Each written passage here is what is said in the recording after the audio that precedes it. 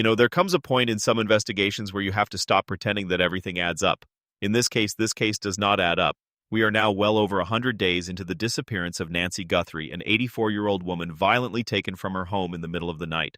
Blood at the scene, a masked suspect, national media attention, more than $1 million still sitting untouched, and yet no identified suspect, no identified vehicle, no identified DNA publicly tied to the offender, nothing.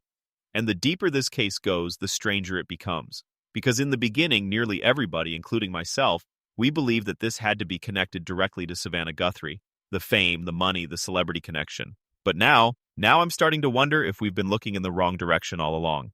Hello everyone and welcome back to my channel. Thank you all for being here. I really do appreciate it. Now listen, if you're new here, my name is Charles Brewer. I'm a retired law enforcement officer with 21 years of experience, and I spent much of that time working criminal investigations and just seeing how cases are actually built behind the scenes. This channel is where we break down real cases from that perspective. No fluff, no noise, just real analysis to help you understand what's happening inside those investigations and really inside the legal process too. Today's conversation, it may make some people just a little uncomfortable, but uncomfortable conversations are sometimes necessary in criminal investigations. And I want to be very clear today, and I want everyone listening to understand something very clearly. This discussion is not about attacking a family. It's not about creating more conspiracy theories. This discussion it's about trying to understand a case that honestly makes less sense now than it did over 100 days ago. Because, if this truly was a celebrity-targeted kidnapping connected directly to Savannah Guthrie, why has there been no meaningful ransom communication? Why leave over $1 million untouched? Why create ransom-style messages that reportedly make little sense? Why no sustained negotiations or proof of life? No sophisticated extortion strategy. Because if somebody kidnaps for money, money usually becomes the priority. But here the behavior feels chaotic, disconnected, even emotionally driven, or possibly connected to something far more personal than the public originally believed.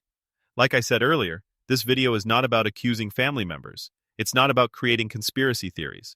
And this is not about placing blame on Annie, Tommaso, or anyone else connected to Nancy Guthrie without evidence, because there is absolutely no public evidence proving that they were involved in Nancy's abduction.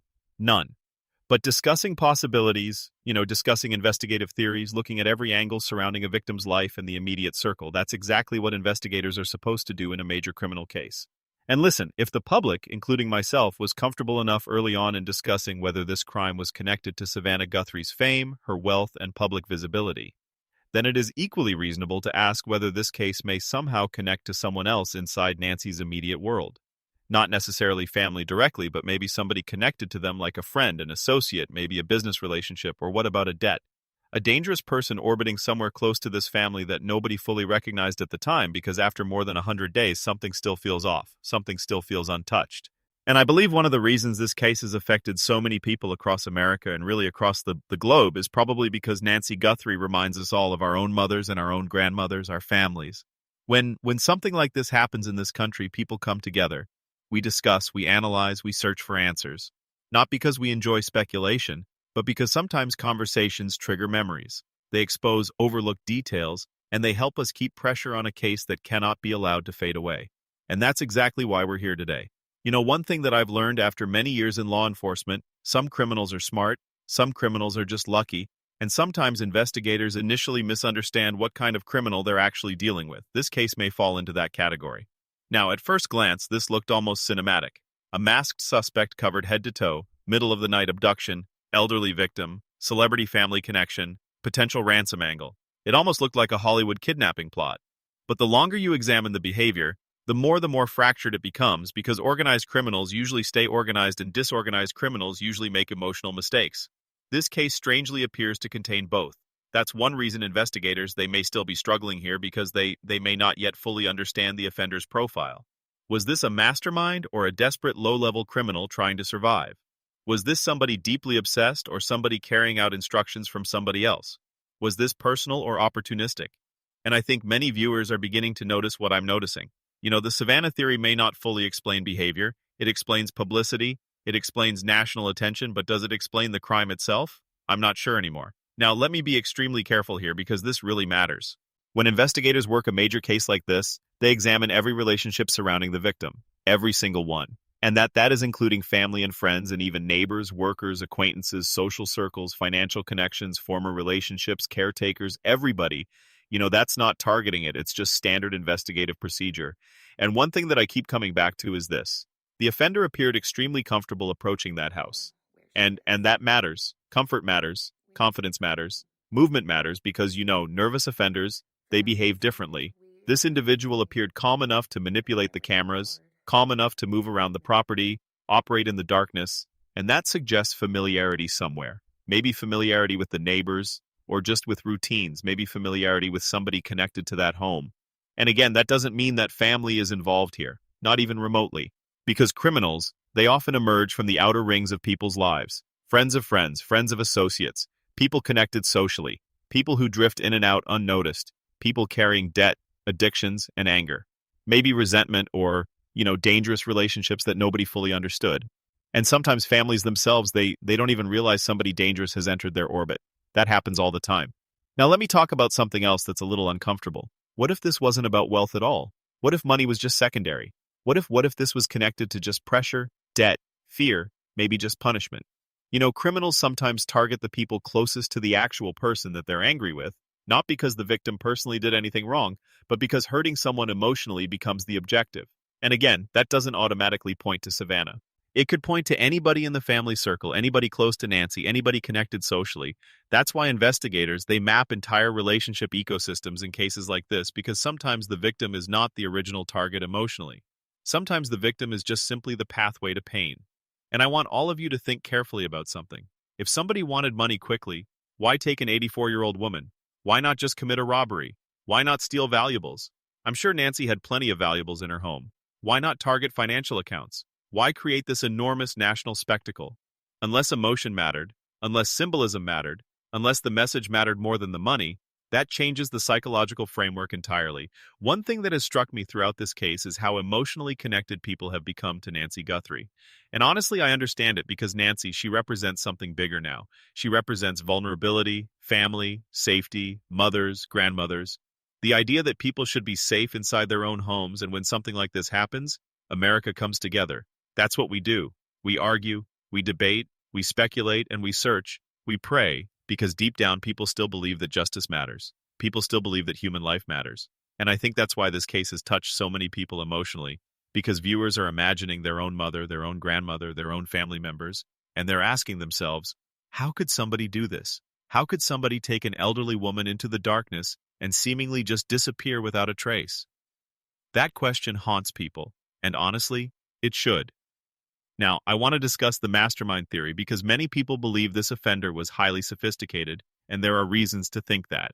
Over 100 days later, and there's no arrest, no public suspect, no vehicle, and no confirmed forensic breakthrough publicly announced. That's highly unusual. It's very unusual. But here's where I caution people. Not every unsolved case equals a criminal genius. Sometimes cases remain unsolved because of early confusion, which we've seen in this case. Sometimes evidence gets delayed. Sometimes scenes become contaminated. Sometimes investigators pursue incorrect theories early on. Sometimes offenders, they simply just get lucky. And sometimes the truth is sitting inside a direction that nobody initially wanted to examine carefully enough. That happens too. And I wonder if investigators initially became over-focused on the celebrity connection because honestly most people did. The media did, the public did, even analysts did. That may have unintentionally narrowed perception early. Now let's flip the other direction. What if this wasn't a mastermind at all? What if this was a low-level criminal? A desperate person, an addict, maybe a debt collector, a violent individual with emotional instability because there are behaviors in this case that do not scream sophistication. The ransom behavior reportedly lacked structure. The communication lacked consistency. The crime itself carried enormous risk. The offender exposed himself to cameras. There was blood evidence. There are no ideal criminal behaviors. So maybe what we're looking at is somebody just reckless, not brilliant, not elite, just dangerous. And dangerous, desperate people can still evade capture temporarily, especially if investigators initially misunderstood motive. This is the part that keeps bothering me, though. Something still feels missing, like one piece of this story has not fully surfaced publicly yet. And maybe investigators know far more than we realize. I hope that they do. But from the outside looking in, this case still feels incomplete. Like investigators may still be trying to identify the true emotional center of the crime. Because when motive is unclear, cases become extremely difficult. And right now, motive still feels unclear. Was this ransom? Was it obsession? Was it revenge? Was this fear? Was it personal? Was this symbolic? We still don't know. And until investigators truly understand why Nancy was taken, finding who took her may remain incredibly difficult. So, as we close this out today, I just want to say this. Nancy Guthrie, she deserves better than silence. Her family deserves answers. And you know what? America deserves answers. And I truly believe that somebody out there knows something. Maybe they dismissed it. Maybe they just ignored it. Maybe they were afraid. They might have thought it wasn't important. But somebody knows something. And to the person responsible for taking Nancy Guthrie, you may think that time protects you, and you may think that the trail has faded. You may think that people are losing hope. You're wrong, because this country has not forgotten Nancy Guthrie. The world has not forgotten Nancy Guthrie. People still care. People still talk, and they still search. And eventually, people who carry secrets usually break beneath the weight of them, especially when the entire world keeps asking questions. And to Nancy Guthrie's family, our hearts remain with you. And to every viewer out there today, keep Nancy's name alive. Keep discussing. Keep discussing this case responsibly. Keep thinking critically and keep believing that the truth matters, because somewhere out there today, Nancy Guthrie's story is still waiting to be finished. And until that day comes, we keep talking, we keep searching, and we don't ever forget. There comes a point in some investigations where you have to stop pretending that everything adds up, and in this case, the facts simply do not align with the initial narrative. We are now well over 100 days into the disappearance of Nancy Guthrie, an 84-year-old woman violently taken from her home in the middle of the night, and the absence of answers is becoming deafening. We have blood at the scene, a masked suspect, intense national media attention, and a potential ransom of over $1 million sitting untouched. Yet there is no identified suspect, no confirmed vehicle, and no forensic evidence publicly linked to the perpetrator. The deeper this case goes, the stranger it becomes. Because while we initially focused on the obvious connection to Savannah Guthrie, the fame, the wealth, and the celebrity status, I am starting to believe we have been looking in the wrong direction entirely. Hello everyone, and welcome back to my channel. My name is Charles Brewer, and as a retired law enforcement officer with 21 years of experience, I have seen exactly how criminal cases are built behind the scenes. This channel is dedicated to no-fluff, real-world analysis, and today's conversation may be uncomfortable, but such discussions are necessary when we are dealing with a case that makes less sense today than it did 3 months ago. If this was truly a high-profile, celebrity-targeted kidnapping, why has there been no meaningful communication, no proof of life, and no negotiation strategy? Why leave $1 million on the table? If this were a professional kidnapping for money, the money would be the priority, but the behavior here is chaotic, disjointed, and seemingly emotionally driven. I want to be clear that this is not about attacking the family or spinning conspiracy theories. It is about analyzing the investigative ecosystem surrounding the victim. When we examine a crime scene, we look at the immediate family, but we also look at the second and third tiers, the acquaintances, the service workers, the people who have access to the home, and the outer rings of someone's life. Often, a criminal is not a mastermind, but someone who carries resentment, debt, or an obsession, and who may have been lurking in the periphery of the victim's life long before anyone noticed. The offender's comfort in navigating that property suggests familiarity, which leads me to question who had access to the routines and the security systems of that home. We have to consider that this might not be a crime of wealth, but a pathway to pain, where the perpetrator chooses to target a vulnerable person to inflict psychological agony upon someone else, not necessarily the celebrity daughter, but anyone in that social orbit.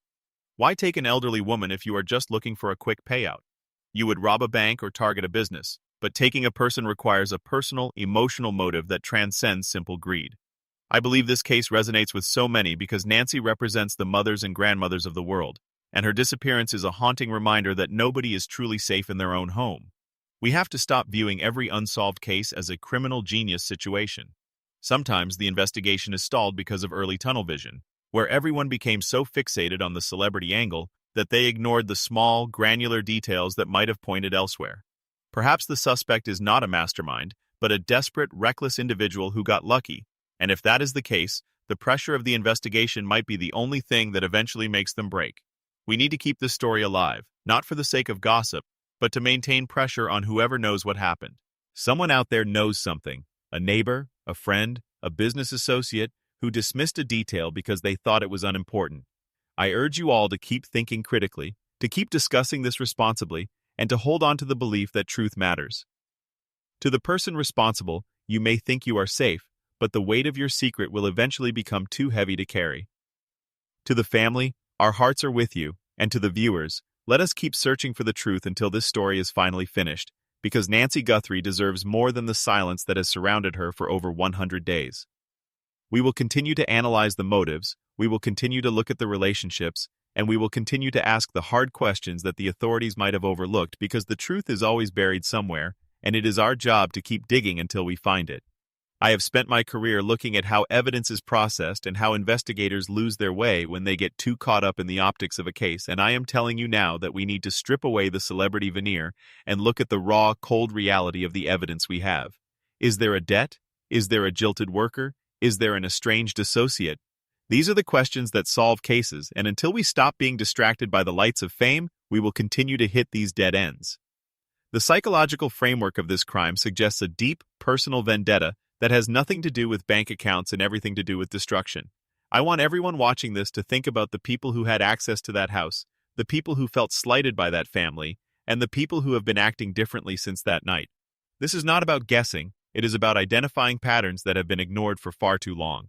We are going to keep peeling back the layers, and I want you to join me in holding this narrative to the highest level of scrutiny, because when the system fails to provide answers, the collective intelligence of the public is often the only thing left. I am not suggesting we replace the police, but I am suggesting that we provide a platform for the kinds of conversations that could actually lead to a breakthrough. Whether this is an obsession, a revenge plot, or a deep-seated grudge, there is an emotional center to this crime that we have yet to reach, and finding that center is the only way we will ever find Nancy Guthrie. Stay vigilant, stay focused on the facts, and remember that even in the darkest of circumstances, the truth has a way of coming to light if we are persistent enough to demand it. Thank you for being here, for caring about this woman, and for refusing to let this case fade into the background, because your interest is the fuel that keeps this fire burning. I promise to keep bringing you this analysis as it develops, and together, we will continue to scrutinize every angle until we have the answers we deserve. I will see you all in the next video, and until then, let us keep Nancy's name at the forefront of the conversation, because she is still out there, and she is still waiting for us to find the key to this mystery. Every day that passes is a day that the offender thinks they have gotten away with it, but every day we talk about it is a day we get closer to the truth, and that is a reality that they cannot hide from forever. Let's keep looking, let's keep asking, and let's keep the faith that justice will eventually prevail for an 84-year-old woman who was taken from the safety of her home. The story is not over, and we will not rest until the final chapter is written with the clarity that has been missing for so long. We are the ones who make sure that names are not forgotten, and in the case of Nancy Guthrie, that is a responsibility I take very seriously, and I know you do too. Keep your eyes open, keep your ears to the ground, and do not let the narrative of a celebrity kidnapping prevent you from seeing the possibility of a much more personal, much more local crime. We are going to dig deeper than ever before, and I will be right here with you every step of the way, breaking down the evidence, questioning the motives, and refusing to settle for the gaps in the story that have persisted for over 3 months. This is our duty to the truth, and it is our duty to the victim. So let's continue this journey together, knowing that somewhere, the piece of the puzzle we are looking for is waiting to be found by someone who is willing to look in the right place. We are almost at the finish line of this analysis, but the work is just beginning for those of us who believe that every single life is worth the effort of finding the truth. Thank you for your support, your comments, and your dedication to this cause, and remember that we are only as strong as the information we share and the questions we ask. Keep it coming, keep it real, and stay tuned for the next update where we will dive even further into the complexities of this tragic and baffling situation. I truly believe that the answer is closer than it seems, and if we keep pressing, if we keep examining the behavioral evidence, the mask will eventually slip, and we will finally see who is responsible for this heinous act. Until the next time we talk, stay safe, stay observant, and never stop questioning the official narrative when it simply does not make sense. Together, we have the power to keep the light on this case, and that light is exactly what the person who did this is most afraid of, so let's keep shining it until there is nowhere left for them to hide. I appreciate all of you for being a part of this community, for your thoughtful contributions to the comments, and for your shared desire to see justice served for someone who deserves it as much as anyone else. Let's keep going, let's keep searching, and let's not stop until we have the closure that this family so desperately needs and that we all hope to see. I will see you in the next one, and until then, hold the line and keep the conversation going because it matters more than you could ever imagine. The search for Nancy Guthrie is far from over, and I am committed to being the voice that keeps asking the questions that no one else is willing to ask. So stick with me, and we will navigate this together, one detail at a time, until the truth is revealed for all the world to see. It has been 100 days of uncertainty, 100 days of fear, and 100 days of searching for something that has remained hidden, but we are not going to let this turn into a cold case that the world forgets, because we are the memory of this case, and we will ensure that it stays alive until the final answer is found. Thank you for listening, for watching, and for standing with me on this mission to uncover the truth, because it is exactly this kind of persistence that changes the course of investigations. I am Charles Brewer, and I am here to ensure that we continue to fight for the truth in the Nancy Guthrie case, and I look forward to seeing you in the next installment of this ongoing search. Keep your head up, stay focused on the details, and never underestimate the impact of a community that refuses to give up on a victim, because it is that very refusal that will ultimately lead us to the answers we are all waiting for. I will be back soon with more analysis, more questions, and more of the honest, hard-hitting breakdown that you have come to expect from this channel. Peace to you all, and let's keep the focus where it belongs, on finding Nancy Guthrie and getting her the justice that she so rightfully deserves after everything that has happened over these last few months. This is a promise, and this is a mission, and I will not stop until we have reached the conclusion that we are all striving for. So stay with me, stay informed, and stay ready for the next update. I will see you soon, and thank you again for everything you do to keep this case in the public eye. Your voice is powerful, your perspective is needed, and together we are going to continue to put the pressure where it needs to be until this mystery is solved once and for all. We are in this for the long haul, and I will be here with you until the very end. So thank you for your patience, your trust, and your unwavering commitment to this investigation, because without you, none of this would be possible. See you in the next one.